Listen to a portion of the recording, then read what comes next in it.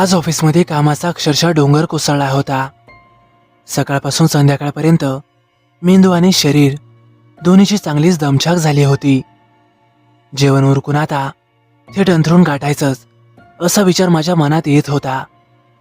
तेवढ्यातच mobile वाजला. स्क्रीनवर आईचं नाव झळकलं. फोन उचलताच तिच्या आवाजातली अस्वस्थता मला जाणवली.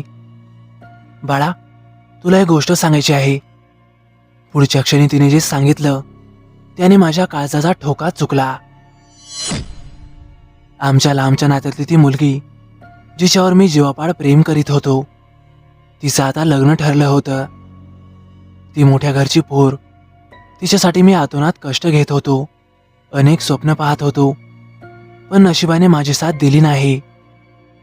काही क्षण मी नुसता शांत बसून राहिलो. आईला सगळं माहीत होतं, म्हणूनच ती म्हणाली, आधीच सांगणार होती रे, पण तुला फार वाईट वाटेल म्हणून आधीच सांगितलं नाही. आज तिच्या वडिलांचा फोन आला. त्यांनी खास तुला लग्नासाठी बोलवलं आहे. दुष्काळात 13वा महिना. मन तुटलेलं असतानाही पुन्हा हा घाव.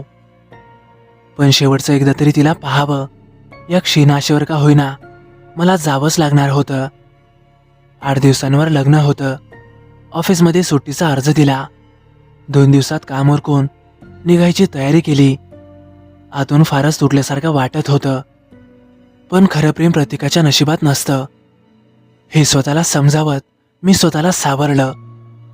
सायंकाळी 4च्या सुमारास मी पाहुण्यांच्या गावी पोहोचलो. माझा आतेभाऊ वैभव मला घ्यायला आला होता. त्याला सगळी हकीकत माहीत होती.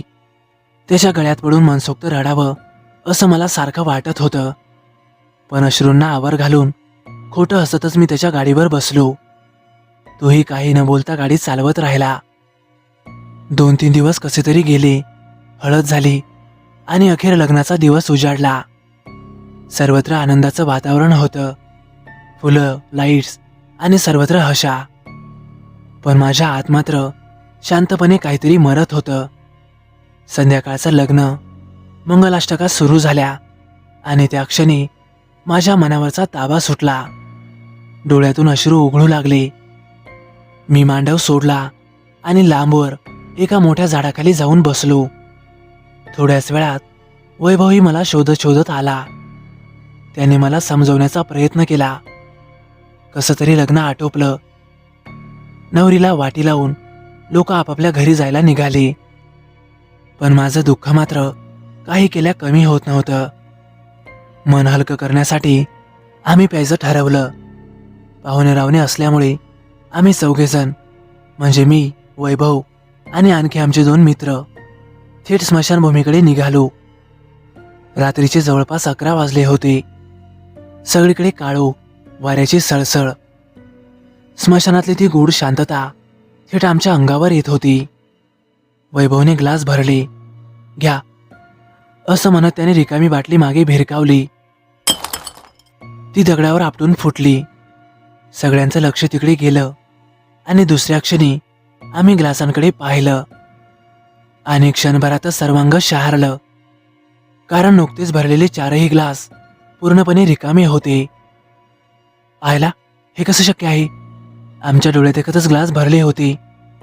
जास्त विचार न करता मी दुसरी बाटली उचलली आणि पुन्हा ग्लास भरले. पण यावेळी मात्र हद्दच झाली. माझ्या डोळ्यासमोरच ग्लास रिकामे झाले. आता मात्र आमची चांगलीच टरकली. हे असं का होतंय असं बोलण्याची आमची हिंमत होत नव्हती. एकमेकांकडे पाहिलं आणि लगेच पळ काढायचा निर्णय घेतला. आम्ही घाईघाईतच उठलो आणि बाहेरच्या दिशेने निघालो. 2-3 पावलं टाकली असतील आणि तेवढ्यातच आम्हाला दिसलं, आमच्यापासून थोड्या अंतरावर एक बाई लहान बाळाला घेऊन पाठमोरी उभी होती. रात्रीच्या 12चा सुमार. स्मशानभूमीची जागा, एक बाई आणि तेही बाळासह. हिम्मत करून वैभवने तिला विचारलं, कोण आहात हो तुम्ही? एवढ्या रात्रीचं इथे काय करताय? तो प्रश्न ऐकताच बाळाचं रडणं अचानक थांबलं.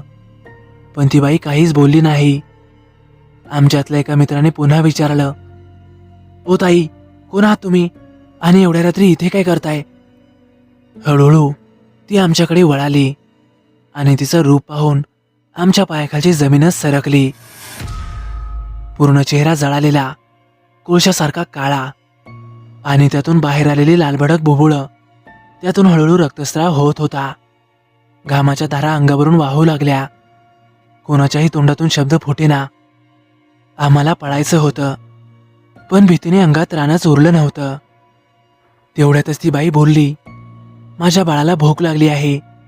ती किती वेळचं रडत होतं आणि तिचा आवाज जणू एखाद्या खोल विहिरीतून येत होता. अंगावरचे लचके का लचके खाली पडत होते. ती हळूहळू आता आमच्या दिशेने चालू लागली.